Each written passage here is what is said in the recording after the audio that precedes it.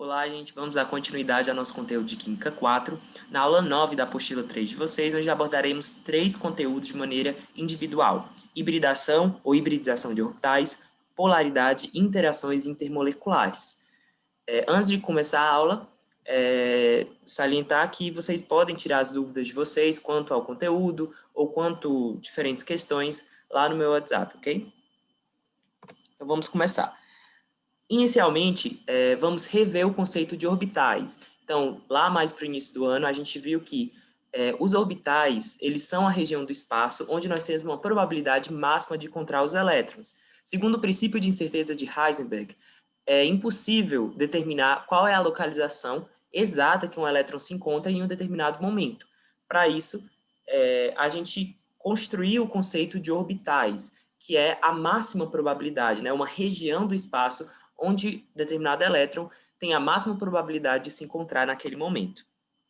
E a gente viu que, dentro de cada subnível, a gente tem um número diferente de orbitais possíveis. Por exemplo, dentro do subnível S, o subnível S pode comportar um orbital, o subnível P pode comportar 3 orbitais, o subnível D pode comportar até 5 orbitais, enquanto o subnível F pode comportar até 7 orbitais. E em cada orbital, nós podemos ter até 2 elétrons na região. Segundo a teoria da ligação de valência, as ligações covalentes elas são formadas a partir de um compartilhamento de elétrons que estão localizados sozinho dentro do seu orbital. Ou seja, os elétrons não emparelhados são os elétrons que vão conseguir ser compartilhados com outro átomo que se aproxime e assim formar uma ligação química. Por exemplo, nós temos aqui uma distribuição dos orbitais do átomo de carbono. O átomo de carbono, ele apresenta 6 elétrons ao todo, certo? E aqui a gente pode observar que ele tem 2 elétrons na sua primeira camada e na sua camada de valência, né, na sua segunda camada, ele apresenta 2 subníveis com 4 elétrons no total. Dentro do subnível S, da sua camada de valência, ele já apresenta um orbital completo, né? A gente tem aí 2 elétrons já emparelhados. Enquanto no subnível P, nós temos somente dois orbitais com a presença de elétrons.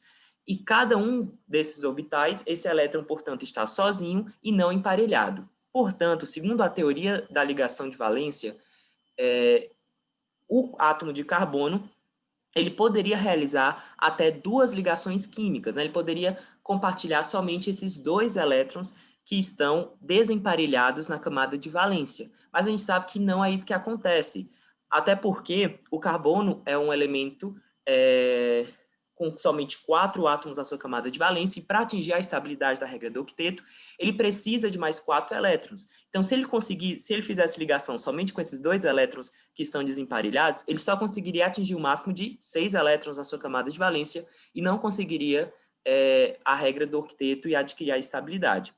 Então, para explicar as diferentes ligações químicas, as diferentes geometrias moleculares que a gente tem na natureza, se criou o conceito de hibridação de orbitais ou hibridização de orbitais. Nada mais é do que uma mistura dos orbitais puros, né? Um orbital S puro, um orbital P puro, D ou F, em orbitais novos, em orbitais híbridos. Esses orbitais eles terão diferentes energias, diferentes formas.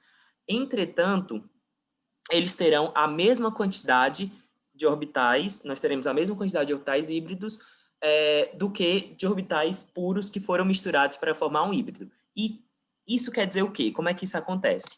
Vamos voltar aqui, por exemplo, do carbono.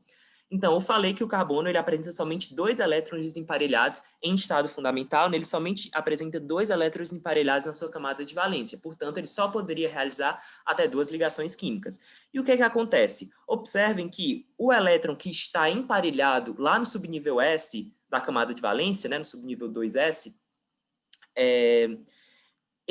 um desses elétrons é energizado e pula para o subnível P da camada de valência. Então, observem que nós temos uma modificação onde nós misturamos os orbitais, os 3 orbitais P da camada de valência com o orbital S da camada de valência e formamos um orbital novo, 4 orbitais novos chamados de sp3, ou seja, um orbital S puro com 3 orbitais P puro, formando 4 orbitais sp3. Observem que a quantidade de orbitais puros que eu tinha é a mesma quantidade de novos orbitais híbridos que eu tenho nesse momento. E para me descobrir qual é a hibridização do átomo central, o que é que eu faço? Nada mais do que eu somar o número de ligações sigma que aquele átomo central apresenta, lembrando que ligações duplas e ligações triplas, por exemplo, somente apresentam uma ligação sigma, então não importa se é ligação simples, se é ligação dupla, se é ligação tripla, nós só temos uma única ligação sigma em cada uma. Por quê? Porque na ligação dupla nós temos uma ligação sigma e uma ligação pi. Na ligação tripla, nós temos uma ligação sigma e 2 ligações pi. Então, só conta como uma única ligação. E somar com o número de pares de elétrons não emparelhados. Então, por exemplo, se a gente tem uma ligação sigma e um par de elétrons não emparelhados, nós temos uma hibridização sp. Se nós temos 2 ligações sigma, nós temos sem nenhum par de elétrons emparelhados, nós temos não emparelhados, nós temos também uma hibridização sp.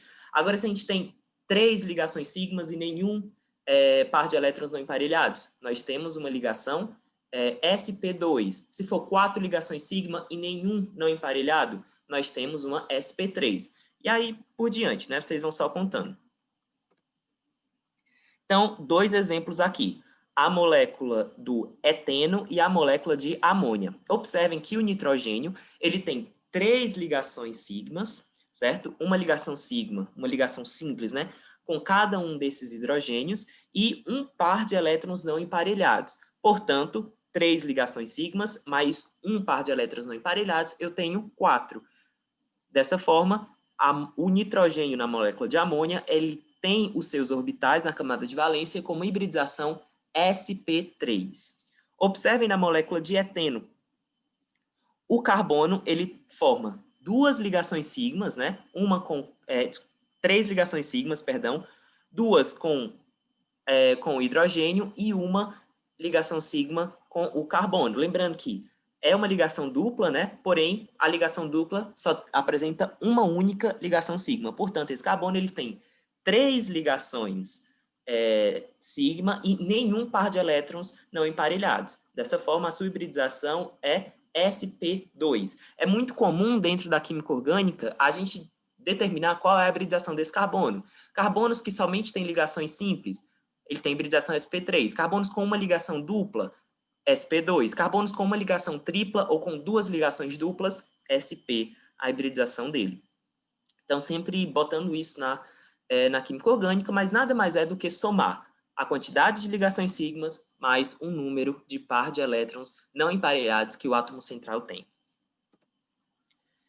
Então, a partir da hibridação do elemento central, a gente também consegue determinar qual é o arranjo eletrônico, qual é a geometria molecular daquele composto. Compostos que têm uma hibridação sp, ele apresenta uma geometria linear, sp2 trigonal plana, sp3 tetraédrica, bipirâmide trigonal, apresenta uma hibridação sp3d e sp3d2, uma hibridação octaédrica. Então, a partir da hibridação, a gente pode supor qual é a geometria molecular da molécula que a gente está tratando. Basicamente, é isso sobre hibridação de orbitais.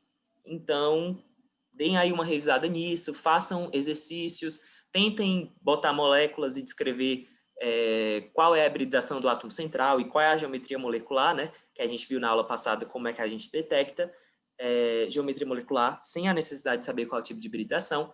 E vamos seguir em frente, porque nós já vamos entrar na segunda parte da aula, que trata de polaridade da molécula. E antes da gente falar de polaridade, a gente tem que rever um conceito que a gente estudou quando vimos propriedades periódicas. A gente viu que uma das propriedades periódicas era chamada de eletronegatividade. E o que é eletronegatividade? É a força que um átomo tem de puxar elétrons de um átomo que ele está fazendo ligação para si. E que essa propriedade periódica, ela cresce da esquerda para a direita e de cima para baixo. Então, vocês podem observar dentro da tabela periódica, por exemplo, que o átomo de flúor é o átomo mais eletronegativo que a gente tem dentro dos elementos da tabela periódica. A gente precisa do conceito de eletronegatividade para poder determinar a polaridade da molécula. Então, o que acontece? Quando a gente tem uma ligação entre moléculas, um átomo ele apresenta uma eletronegatividade maior do que o outro, e ele vai puxar o elétron do outro mais para perto de si. Então, esse átomo que é mais eletronegativo e que puxa o elétron mais para perto de si, ele forma na molécula um polo negativo, enquanto o átomo que está mais distante, né, que é menos eletronegativo, que está mais distante daquele elétron que foi puxado, ele apresenta-se como um polo positivo daquela molécula. Então é interessante a gente ver esse conceito. Por quê? Porque quando a gente trata de ligação iônica, a gente tem claramente um ânion se ligando a um cátion. Então a gente tem um polo positivo e um polo negativo, claro. Quando a gente trata de ligações covalentes, isso não fica tão claro, porque a gente não tem um cátion e um ânion. A gente tem duas moléculas com diferenças de eletronegatividade e que uma vai trazer o elétron mais para perto dela, na ligação, e formar um polo negativo, enquanto o outro lado fica um polo positivo. Quando a ligação covalente ocorre entre duas moléculas iguais, ou que apresentam uma eletronegatividade muito parecida, essa molécula vai ser apolar. Ela não vai ter polos. Obviamente, se você pegar dois átomos de hidrogênio, eles têm a mesma eletronegatividade. Então, nenhum vai puxar o elétron que está sendo ligado mais para perto o par eletrônico que está sendo ligado mais para perto de si. Dessa forma, a molécula ela não vai apresentar polos. A mesma coisa a gente pode observar com uma molécula formada por dois átomos de cloro ou uma molécula formada por dois átomos de flúor. Então, toda molécula formada somente por dois átomos iguais, ela vai ser apolar, porque não há diferenças de eletronegatividade. Agora, se a gente tem duas moléculas e há diferença de eletronegatividade, nós vamos ter a formação de polos nessa molécula. Por exemplo, uma ligação no ácido clorídrico. Nós temos a ligação entre um hidrogênio e um átomo de cloro. O cloro ele é bem mais eletronegativo do que o hidrogênio. Portanto, em uma ligação, em um compartilhamento de elétrons com o hidrogênio, o cloro vai puxar esses elétrons, esse par eletrônico que está sendo compartilhado, bem mais próximo de si do que vai estar do hidrogênio. Então, o cloro ele adquire, né, um momento eletrônico negativo, ele se torna aquele polo negativo da célula, enquanto o hidrogênio ele se torna um polo positivo na célula. Assim como acontece com o ácido clorídrico, acontece com diversas outras moléculas. Sempre que a gente tem uma ligação covalente entre dois átomos, e esses dois átomos apresentam diferenças de polaridade, nós temos a presença aí de uma molécula polar. Então, as ligações apolares nada mais são do que ligações que apresentam diferença de eletronegatividade igual ou muito próxima a zero. Então, observem que, se você juntar dois átomos de cloro, esses dois átomos apresentam uma eletronegatividade igual a 3. Então, a diferença de eletronegatividade deles é igual a zero. A mesma coisa com o flúor. Isso quando a gente está tratando de moléculas dicotômicas, né, de moléculas formadas por dois átomos. Mas quando a gente tiver mais átomos dentro de uma molécula, para a gente ver se ela é polar ou apolar, a gente vai ter que observar o momento o momento linear de cada uma dessas ligações. E aí a gente vai ter que lembrar dos conceitos de física de vetores, mas já já a gente chega lá. Se uma ligação é polar, ela vai apresentar diferença de eletronegatividade. Então observem o hidrogênio e observem o cloro. O cloro ele tem uma eletronegatividade de 3, o hidrogênio de 2,1. Então, observem que o cloro ele tem uma eletronegatividade bem superior à do hidrogênio e, portanto, vai formar um polo negativo, enquanto o hidrogênio forma um polo positivo. Agora, uma ligação entre o iodo e o flúor. Observem que o flúor ele apresenta uma eletronegatividade de 4, enquanto o iodo de 2,5. Também formando uma molécula polar, sendo que a diferença de eletronegatividade entre o flúor e o iodo é maior do que entre o cloro e o hidrogênio. Dessa forma, a gente pode sim dizer que a ligação entre o iodo e o flúor é mais polar do que a ligação entre o hidrogênio e o cloro. Só que a gente tem um momento dipolar resultante. Então, a determinação da polaridade em uma molécula que apresenta mais de dois átomos, ela é feita pela soma de vetores de polarização de todas as ligações químicas presentes naquela molécula. Isso é denominado momento dipolar resultante. Esse momento dipolar resultante ele vai depender de diversos fatores, da eletronegatividade dos elementos participantes da ligação, da geometria molecular também. Então, observem aqui cada um desses exemplos. O HCl, né, a gente já falou sobre ele, vimos que é uma molécula formada por 2 átomos, o cloro é mais eletronegativo, puxa os elétrons para si, então tem uma molécula polar. Agora observem o dióxido de carbono, CO2. O oxigênio, ele é mais eletronegativo do que o carbono, então ele vai puxar os elétrons para si. Só que, como a geometria é linear, observem que eu tenho os dois vetores estão em sentidos contrários com um ângulo de 180 graus entre si. Portanto, nós vamos cortar, né, esses dois vetores e teremos aí uma polaridade apolar. Entretanto, na molécula de água, por exemplo, o oxigênio é mais eletronegativo do que o hidrogênio e vai puxar entre os elétrons da ligação com o hidrogênio para si. E o oxigênio vai formar, então, uma região negativa da molécula, enquanto o hidrogênio vai formar regiões positivas. Observem que, devido a essa geometria angular, o momento linear não é zero. Então, os vetores, você vai somar esses dois vetores eles não são lineares, eles são angulares, né? Eles são inclinados, eles são na diagonal, então você não vai poder cortar esses vetores. Agora, em uma geometria trigonal plana, por exemplo, com uma molécula de BF3, observem que o flúor é mais eletronegativo que o boro e ele vai arrastar os elétrons mais para próximos de si. Entretanto, todos os vetores estão formando um ângulo aí de 120 graus entre si. Obviamente, a gente vai cortar esses vetores. O momento resultante, né, a soma desses vetores vai ser igual a zero. Portanto, a molécula é apolar. Mas na molécula de amônia, que nós temos uma geometria piramidal, observem que o nitrogênio é mais eletronegativo do que o hidrogênio, então ele vai puxar os elétrons para si. Entretanto, quando você soma os vetores, vai observar que não tem como a soma desses vetores ser igual a zero. Portanto, ela é uma molécula polar. Enquanto o CH4 acontece a mesma coisa, né? O carbono puxa os elétrons das ligações com hidrogênio mais para próximo de si, e se você somar os vetores, você vai observar que o momento dipolar é igual a zero, portanto, é uma molécula apolar. Então, sempre que você for querer ver a polaridade de uma molécula, você vai ter que saber qual é o elemento mais eletronegativo na ligação, e você vai ter que saber como é feito, né? Você vai ter que desenhar a molécula em sua geometria molecular, com a sua geometria específica. E a partir de então, você desenha o vetor, né? Essa setinha demonstrando de onde é que o elétron está indo, para onde o elétron está indo. E aí se lembrar como é que soma vetores em física e ver se a soma desses vetores vai ser zero ou vai ser diferente de zero. Se for zero, é apolar. Se for diferente de zero, é uma molécula polar. E o que é que isso interessa? Substâncias polares, elas se dissolvem em substâncias polares, enquanto substâncias apolares se dissolvem em substâncias apolares. Se você for inventar de botar uma substância apolar dentro de uma substância polar, ela não vai se solubilizar. O caso mais claro é se você pegar água e botar óleo. A água, a gente viu, né, o H2O, é uma molécula polar, enquanto óleo é formado por gordura. Gordura é formado de ácido graxo. O ácido graxo é uma longa cadeia apolar. Portanto, gordura, né, que é apolar, não se solubiliza em água. Se você botar o óleo na água, você vai ver que não vai solubilizar. Agora, se você botar álcool, por exemplo, que é uma substância polar, na água, você vai ver que os dois vão se misturar.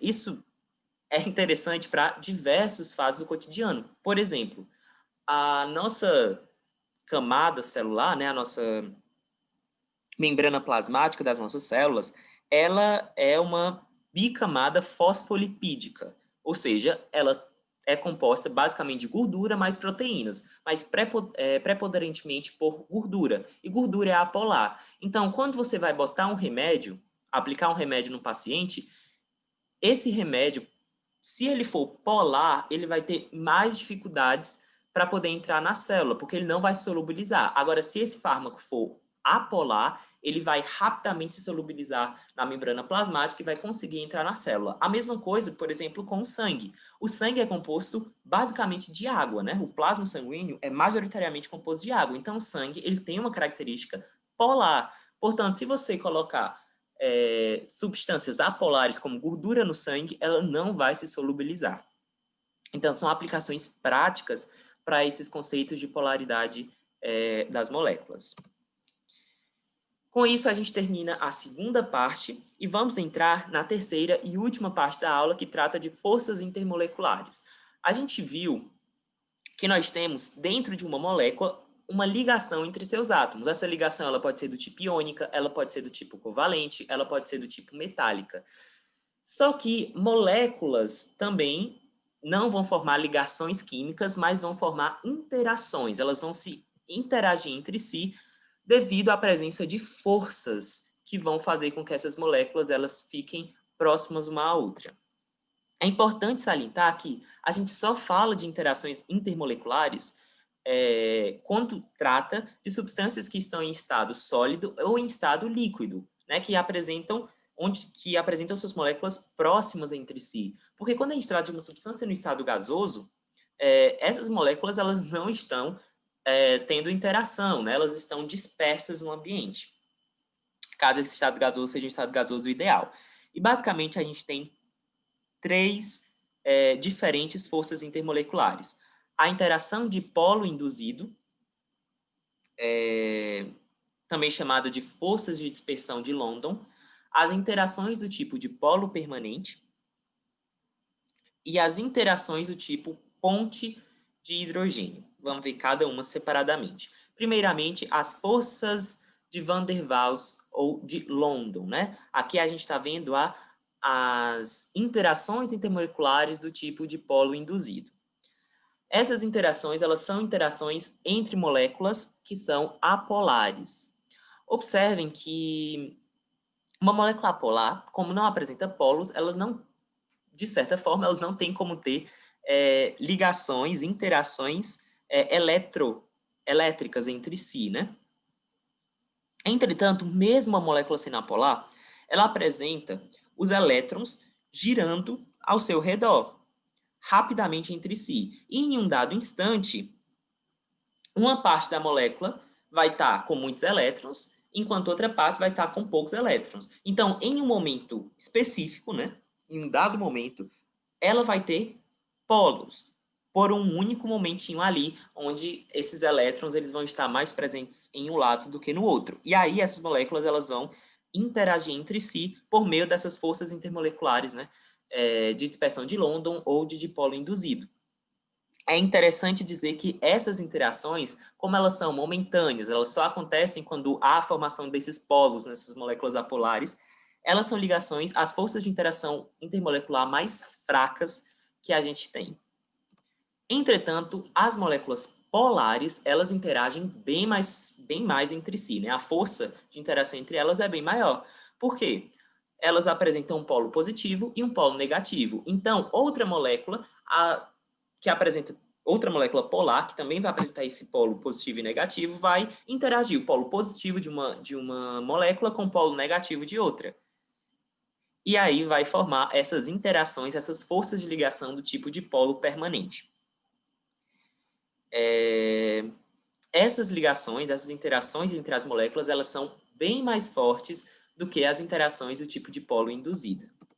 E, por fim, nós temos as interações intermoleculares do tipo pontes de hidrogênio. As pontes de hidrogênio, elas são interações do tipo de polo permanente, só que elas são um tipo específico de interação de polo permanente que é bem mais forte. Por quê? Porque nós temos a presença dos três elementos mais eletronegativos da tabela periódica, o flúor, o oxigênio e o nitrogênio, né? Conhecido aí como FON. No caso de interações entre moléculas que apresentam esses átomos, por exemplo, a água, né, que apresenta o átomo de oxigênio, devido a essa alta diferença de eletronegatividade entre o oxigênio e o hidrogênio, nós temos a formação de polos bem poderosos. E aí, as moléculas de H2O, né, as moléculas que compõem, que apresentam esses átomos flúor, oxigênio e nitrogênio, elas vão formar interações muito mais fortes. Como a gente tem o caso aí da água, né? As interações entre as moléculas de H2O, elas são muito fortes porque elas são do tipo ponte de hidrogênio e elas acabam tendo diversas características. A gente pode observar aqui diferenças entre a água líquida e o gelo, né? No gelo, essas interações elas são mais fortes, os átomos de as moléculas de H2O estão mais próximas entre si e a gente tem aí o gelo, as moléculas bem próximas, né? Outra característica que garante, por exemplo, as pontes de hidrogênio garantem a água, é a característica da tensão superficial, a força entre as moléculas de água. É tão grande entre si que elas apresentam uma certa tensão, elas funcionam como se fosse um tapete, mesmo em estado líquido. Então, a gente pode observar que alguns insetos, por exemplo, eles conseguem andar na água, né? Devido a essa força de interação entre as moléculas de água devido à ponte de hidrogênio. Uma outra característica é a capilaridade, né? Como as moléculas de água estão fortemente unidas entre si, elas acabam puxando uma outra. Então, quando elas vão subir ali por uma planta, né, uma vai grudando na parede e vai puxando a outra pelo fenômeno que a gente chama de capilaridade na botânica, né?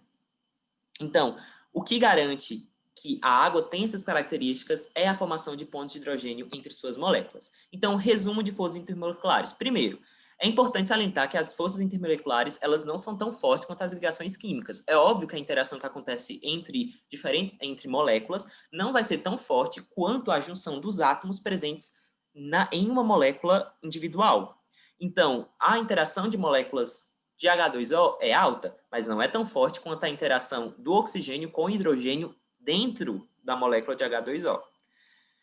Então, quando a gente fala de ligações químicas dentro do átomo, a mais forte seria a ligação iônica, seguida pela ligação covalente. Quando a gente fala das forças que unem moléculas, né, que fazem as moléculas interagir, nós temos a mais forte sendo as pontes de hidrogênio.